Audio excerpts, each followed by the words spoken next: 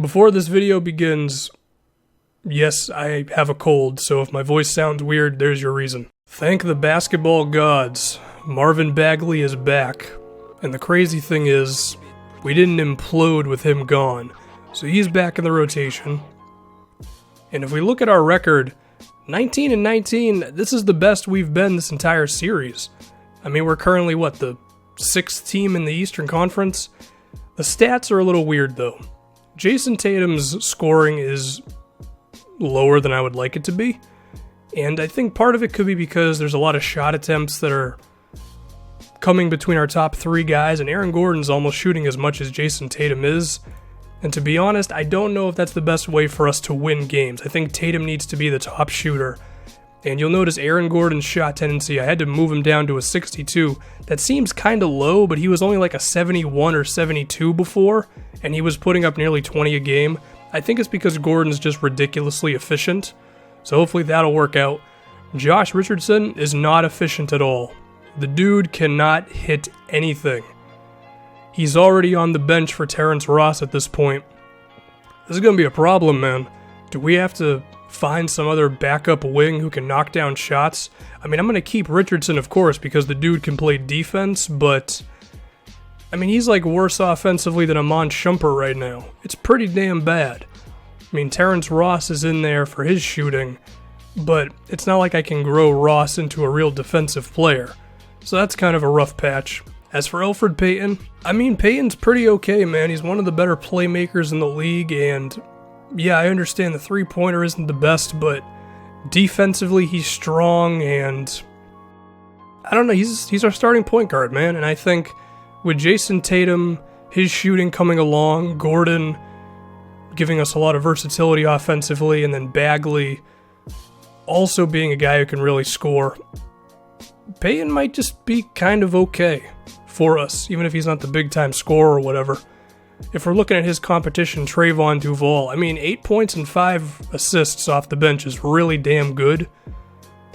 And I'm not counting out Duval just blowing up to the point where it's obvious that he's the better player than Elfrid Payton, but I think as of right now, it might just make more sense to just keep it as it is, Duval off the bench. Part of the reason for that is Duval sucks on defense. And if we look at that comparison to Elfrid Payton's defense, I mean, Payton might not be a lockdown defender, but he's definitely better than Duval is. So I think we might just keep that there. Now we can talk about Marvin Bagley some more, since he's been back for a minute. It's a really damn good rookie season, man.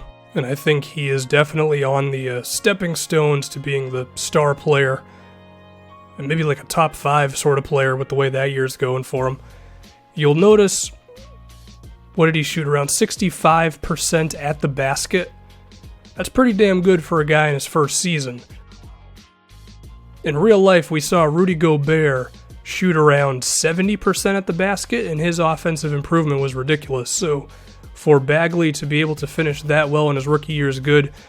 But he also is showing some life on his mid-range, which makes sense because his open mid-range is around a 75. I do want to work on his three-pointer, because I think if he can shoot threes, then the Aaron Gordon pick and roll could be almost impossible to defend. We'll just have to keep on with that one. But with this 19-19, we've had some wins, we've had some losses, we've also had some streaks, you know? There are times when we're looking like a team that's just a bunch of young guys, and we don't entirely know what we're doing. Against the Brooklyn Nets, Moses Brown freaking killed us. I don't know if I should have went with that hair for the draft class. I mean, yeah, in real life his hair is kind of similar to that, but I don't know, that mop on his head, I don't know, 2K's hairstyles, they're kind of bad, to be honest. Especially when it's something like that. I'm talking about his hair rather than the fact that he killed us. But Karis LeVert, the shooting guard for them, a guy who has a lot of potential in real life, he almost had a triple-double against us. And these are the kind of performances you're liable to give up when, I don't know, you're a young team.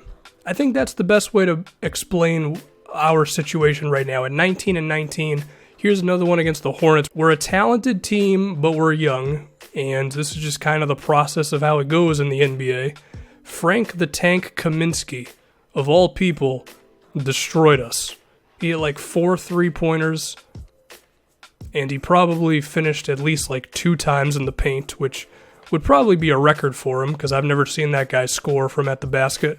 I'm sure he has at some point in his life, but I'm trying to make a joke, okay?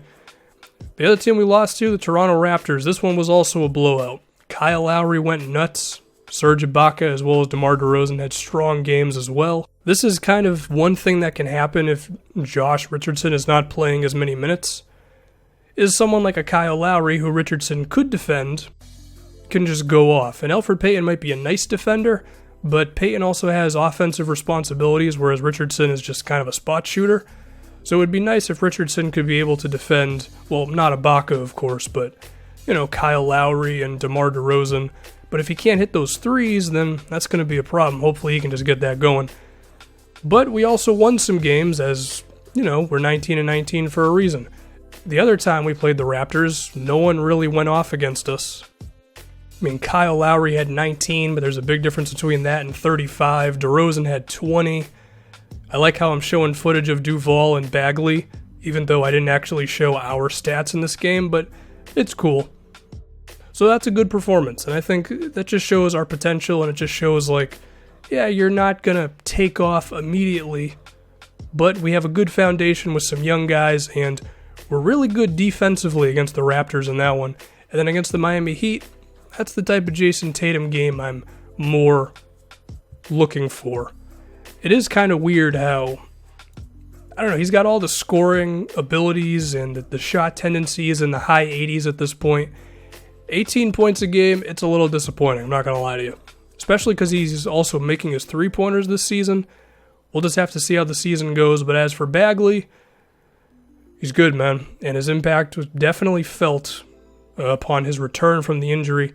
I mean, we're 19-19. I'd say that's an accomplishment. Can we maintain this throughout the whole season? That's going to be a different question.